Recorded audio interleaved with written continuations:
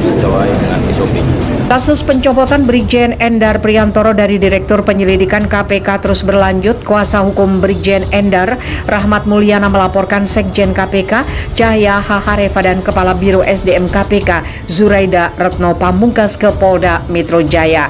Laporan terregister dengan nomor LP-B-1959-Romawi 4 2023 SPKT-Polda Metro Jaya. Rahmat menjelaskan alasan dirinya melaporkan kasus ini ke Polda Metro Jaya itu karena Sekjen dan Karo SDM diduga menyalahgunakan wewenang. Dia menilai pencopotan tersebut tidak sesuai dengan aturan yang berlaku. Jadi kami menilai Sekjen dan Karo SDM itu menyalahgunakan wewenang sebagai pejabat negeri sipil yang berwenang, tidak mendasarkan pada peraturan, ujarnya. Bajingan ini semuanya ini. Dipakai di depan ruang sidang untuk nakut-nakutin orang. Dipakai untuk meres hakim, untuk nakut-nakutin hakim. Gencet sana, gencet sini, hancur itu sebenarnya. Itu lembaga udah busuk kok. Makanya waktu kita bikin angket, kita bongkar satu-satu, ketahuan semua kok. Bagaimana penggunaan uang ilegal dari aset sita yang dijual secara ilegal dipakai, gila itu. Dan kita harapkan jangan sampai mutasi atau perpindahan itu membuat kegaduhan. Semuanya ada aturannya, Pak. Dilihat aja di mekanisme aturannya seperti apa. Pertama kali KPK menurut saya sih, pemilihannya dulu kan dua, dicari orang integritas tinggi. Akhirnya yang terpilih, Pak, ibarat kita itu nyari pilot, Pak, itu Pak. Yang dapat Ustadz, Pak, integritas tinggi tapi nggak punya profesionalitas. Itu yang terjadi, Pak. Jadi nggak punya konsep bagaimana mencegah, menindak, bagaimana. Itu tapi digadang-gadang menjadi lembaga yang paling berjasa di dalam korupsi. Satu telah selesai gitu Mas, masa tugasnya dan belum ada perpanjangan ya, atau tidak ada perpanjangan, tidak ada permintaan perpanjangan kepada pihak Polri kan begitu. Yang ada memang betul surat untuk pembinaan karir ya, untuk promosi di sana bersama dengan Pak Deputi Penindakan. Terkait dengan surat KPK yang tanggal 30, Polri telah menyurati kembali ya, bahwa Polri menyurat agar Brigjen Endar Priantoro diperpanjang jabatan Direktur Penyelidikan. Berlanjut, Brigjen Endar Priantoro polisikan Sekjen dan SDM KPK. Dengan KPK tentunya sebagai lembaga penegak hukum itu saling menguatkan satu sama lain. Dalam hal ini khususnya dalam rangka penegakan hukum tindak pidana korupsi. Jadi tidak pernah ada Polri dengan KPK itu saling mereduksi satu sama lain atau melemahkan juga. Jadi semuanya saling menguatkan. Sebagai contoh adalah dalam penanganan perkara ini, OTT ini, di mana tim yang melakukan tindakan tangkap tangan itu pada sekitar jam 21 malam kemarin, karena saya monitor langsung ya, setelah diamankan para tersangka ini kemudian di Kepulauan Meranti ini satu pulau. Itu periode pertama idealis banget, bagus membentuk sistem. Saya melihat buku pedoman Pak Taufik bikin pedoman mengenai bagaimana menanggulangi korupsi. Tapi waktu itu kan ya cuman embrio ya, tenaganya sedikit gitu ya. Tapi untungnya KPK kan cuma dikasih jatah 50 kasus setahun itu Pak.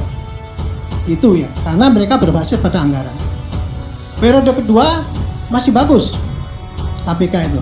Cuman ya itu sebetulnya tidak berhasil amat. Cuman KPK waktu itu lebih banyak pencitraan Pak, didukung oleh LSM. Nah ini rakyat ditipu menurut saya sih, istilah saya. Ditipu seakan-akan KPK itu pahlawan, gini-gini hebat. Padahal hasilnya nggak seberapa Pak dibandingkan dengan anggaran yang dikasihkan oleh negara itu Pak. Itu terus-menerus. Tambah lagi berikutnya, KPK itu ya sudah saya kira sudah secara teoritis pasti dijadikan alat politik Pak. Sudah pasti itu. Karena apa? Mempunyai kewenangan besar sekali di situ. Kemudian pengawasannya nggak ada waktu itu. Kan gitu kan. KPK dielulukan terus, itu akhirnya apa, mereka dengan perbuatan seenak sendiri ketika Pak Fahri CS itu mau mencoba memperbaiki, bilang wah lemahkan KPK gitu kan, save KPK dari pembubaran pelemahan KPK. Itu Pak akibatnya apa? Karena kita diprovokasi oleh LSM itu. Saya hanya menjadi curiga Pak, jangan-jangan ya provokasi ini dilakukan oleh negara lain yang tidak suka kalau korupsi di Indonesia ini selesai gitu Pak. Nah ini sayangnya bangsa kita tuh nggak sadar gitu Pak, bahwa kita tuh diadu domba kayak gitu tuh. Nah sekarang coba hanya penunjukan Pak rekan-rekan Polda Metro Jaya ini kan sebagai suatu sarana perlindungan, pengayoman dan juga pelayanan ya, diantaranya setiap laporan tentu kita terima. Laporan apapun tentunya kita lakukan secara SOP-nya adalah telaah terhadap apa peristiwa yang dilaporkan, dan kemudian juga tentunya kita akan mentelaah apa kaitan antara pelapor juga dengan apa yang terkait dengan peristiwanya. Jadi seperti itu. Sejauh ini Polda Metro Jaya akan mentelaah ya laporan tersebut. Ada berapa jumlah Pak? Nanti kami cek di SPKT. Ya tentunya laporan semuanya seluruhnya akan kita lakukan telaah. Dari awal sudah disampaikan juga Polda Metro Jaya akan melakukan pentelaahan terhadap laporan-laporan peristiwa yang tentunya semuanya apapun akan dilakukan sesuai dengan SOP. Setahu saya mayoritas ketua KPK itu berakhirnya nggak baik. Mayoritas. Setahu saya hanya Pak Ruki yang berakhir dengan baik. Ketua KPK pertama. Yang lahir tuh berakhirnya tidak baik itu semuanya. Jadi kita jangan bilang Firly, ini semuanya ada masalah ini. Ya. Pak Antasari masuk bui. Oh, sadis lagi tuh, ya kan? Ininya itu. Kejadiannya itu pembunuhan, Pak.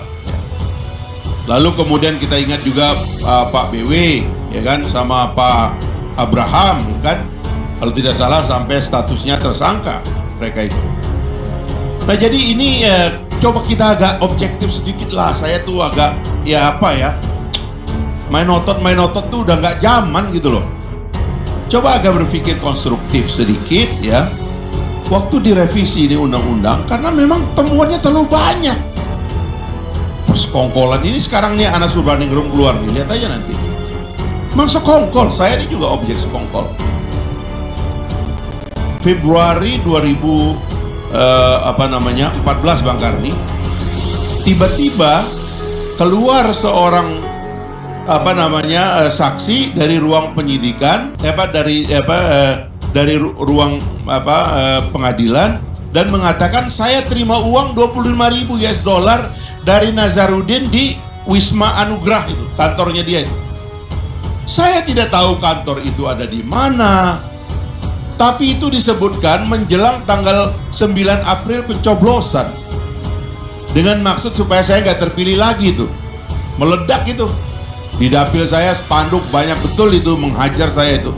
Tapi alhamdulillah ya saya lawan dengan cara saya dan alhamdulillah terpilih kembali begitu waktu itu. Setelah saya menjabat, yang bersangkutan ketemu dengan saya dan membuat pengakuan, dia ditekan disuruh menyebut nama saya di ruang sidang gitu. Nama penyidiknya segala macam lengkap. Dan itu konspirasi yang terjadi pada semuanya, termasuk nanti Anas akan cerita bagaimana Nazarudin diperankan. Bajingan ini semuanya ini. Dipakai di depan ruang sidang untuk nakut-nakutin orang. Dipakai untuk meres hakim, untuk nakut-nakutin hakim. Gencet sana, gencet sini, hancur itu sebenarnya. Itu lembaga udah busuk kok. Makanya waktu kita bikin angket, kita bongkar satu-satu, ketahuan semua kok. Bagaimana penggunaan uang ilegal dari aset sita yang dijual secara ilegal dipakai, gila itu. Sesuai dengan SOP. Kasus pencopotan Brigjen Endar Priantoro dari Direktur Penyelidikan KPK terus berlanjut. Kuasa hukum Brigjen Endar, Rahmat Mulyana, melaporkan Sekjen KPK Cahya Hahareva dan Kepala Biro SDM KPK Zuraida Retno Pamungkas ke Polda Metro Jaya. Laporan terregister dengan nomor LP-B-1959-Romawi 4 2023 SPKT-Polda Metro Jaya. Rahmat menjelaskan alasan dirinya melaporkan kasus ini ke Polda Metro Metro Jaya itu karena Sekjen dan Karo SDM diduga menyalahgunakan wewenang. Dia menilai pencopotan tersebut tidak sesuai dengan aturan yang berlaku.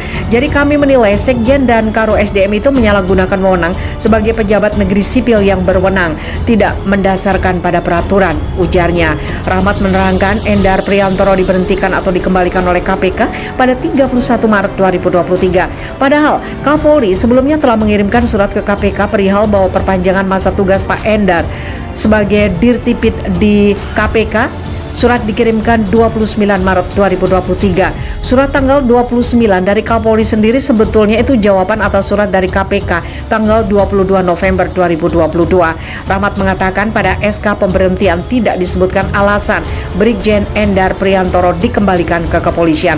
Padahal Kapolri sendiri sudah mengirimkan surat sebelumnya bahwa Pak Endar diperpanjang masa tugasnya di KPK. Di sisi lain, pihaknya belum melaporkan Ketua KPK Firly Bahuri karena dalam surat pencopotan Brigjen Endar tidak ada tanda tangan Firly. Meski demikian, pihaknya bisa saja melaporkan Firly Bahuri ke polisi apabila ada perintah terkait pencopotan Brigjen Endar. Misalkan itu perintah dari pimpinan bisa begitu berkembang. Namun yang sudah pasti sudah jelas bahwa surat dan tanda tangan itu dari Sekjen dan Karo SDM kan pertimbangan, ungkapnya. Sekjen KPK Cahaya H. Hareva dan Kepala Biro SDM KPK Zuraida Retno Pamungkas dilaporkan dengan pasal 55 ayat 1 junto pasal 421 KUHP.